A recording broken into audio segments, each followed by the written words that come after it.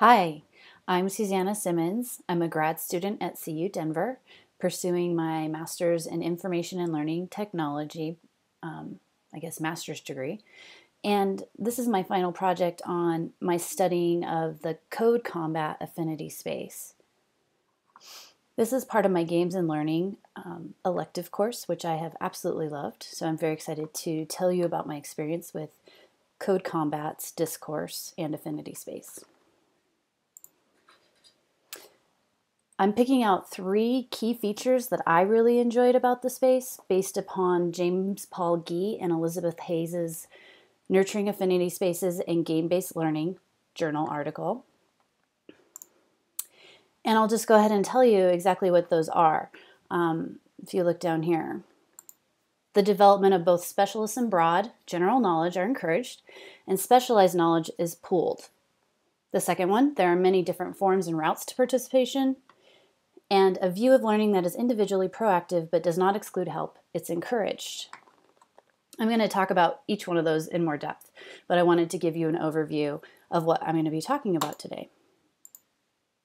So here's Code Combat. It is geared towards the youth. That is part of the reason I chose it. I'm brand new to coding, and I thought it would be a very nurturing and safe environment. So let's look at their goal. Code Combat has a very big mission. They want to make programming accessible to every student on Earth.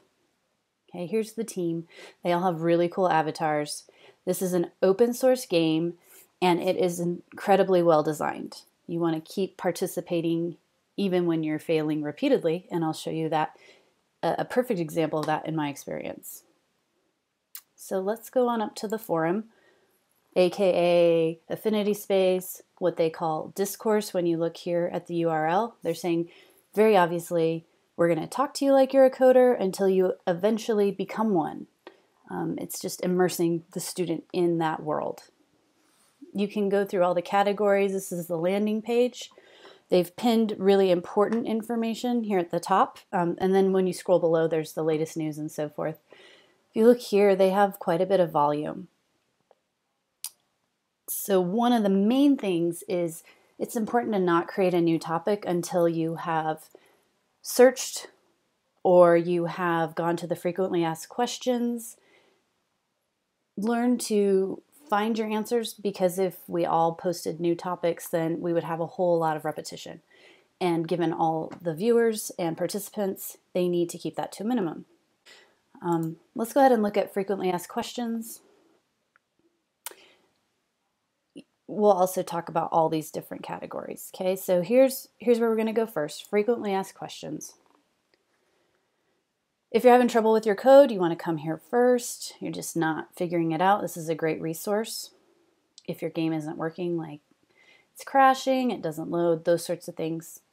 Maybe you found a bug. You're not sure what's wrong there. You are going to get in touch with the bug experts. What's free and what's paid. And then here's my personal favorite. I love this game. How can I help? This is where we're getting into specialized knowledge. So I'm brand new to the game. I'm a baby. I am not even really quite ready to become an ambassador or a diplomat, scribe, and so forth. But what's really cool here is they're saying, hey, you're a solo designer or coder, but we want you to start thinking about how to be a coder in a bigger community. How can you help us? We're open source, and we really need to rely on volunteer work. So that is number one. Both specialist and broad general knowledge are encouraged, and specialist knowledge is pooled. So the specialist knowledge is right here in the tribe or the specialty you take on. If you are contributing a lot, they will make an avatar for you. These are really cool. I am far from here, but I could see how people would want to get an avatar eventually. Now let's go back to, there are many different forms and routes to participation. Number 2. If you go here to my account, I was playing as Flying Twinkies, and just to show you some really cool, they have the like a very basic way to engage. So they'll give you a badge if you are your first emoji, your first like, your first link, like they're saying good job, keep participating, constantly providing that feedback that keeps a person going. When you look here, we're coming into when I started to really hit the wall on one level. I started February 20th, and then you can see about April 7th, I was really struggling, and then finally by April 9th, I continued a discussion about it and really didn't get much help. I'm not sure if it was just visibility or whatever.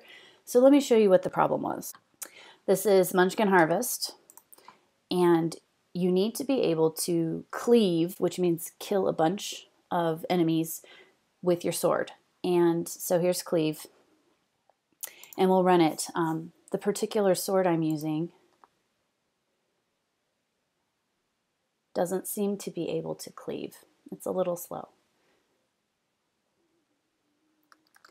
Okay, so I can't possibly kill these guys one by one. I need to be able to cleave, and you can see that I am failing miserably, and it's not pretty. We're gonna get out of here. My code isn't working, I'm failing. Okay, so let's go back here. It's April 9th, not having much luck. Okay, April 11th, I'm like, okay, I think it's a bug because I've tried it a million different ways and it's still not working. And I have to admit, when I posted this, I was sloppy with my code. So first thing, maybe an ambassador, chronist, Jilver, is saying like, hey, you really should check frequently asked questions first, but you are missing a semicolon and cleave is misspelled. Okay, so great. And so I go and try that, but I'm still having troubles. So I'm like, okay, is it still a bug? What's going on? Still having trouble. Fuzzy Cheese jumps in and offers me some information. And so what I ended up doing, since I'm a paying customer, I went to customer service and I said, I am really struggling here. So I'm feeling discouraged. It's probably still an error on my part, but I'm really stuck and I don't know if I'll continue.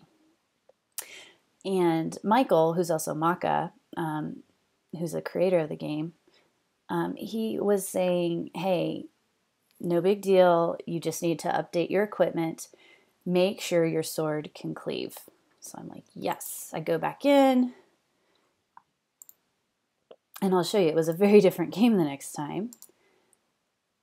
What I had done previously was people were saying equipment, mentioning equipment in the frequently asked questions and when I searched. So I went and bought all the best stuff. I hadn't been spending any money, so I got the best shield, the best armor, the best sword, but that didn't necessarily mean that my sword could do the trick.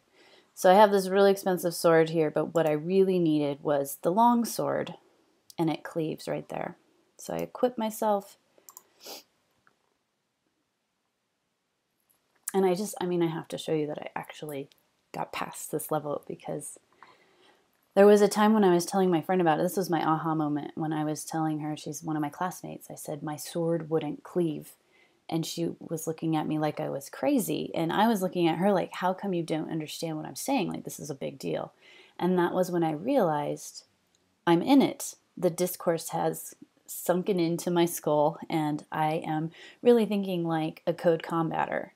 And that was pretty profound, considering I've never been into video games or coding.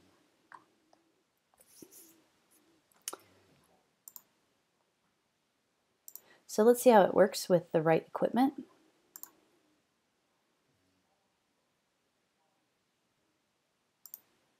Oh, see, there was a cleave right there.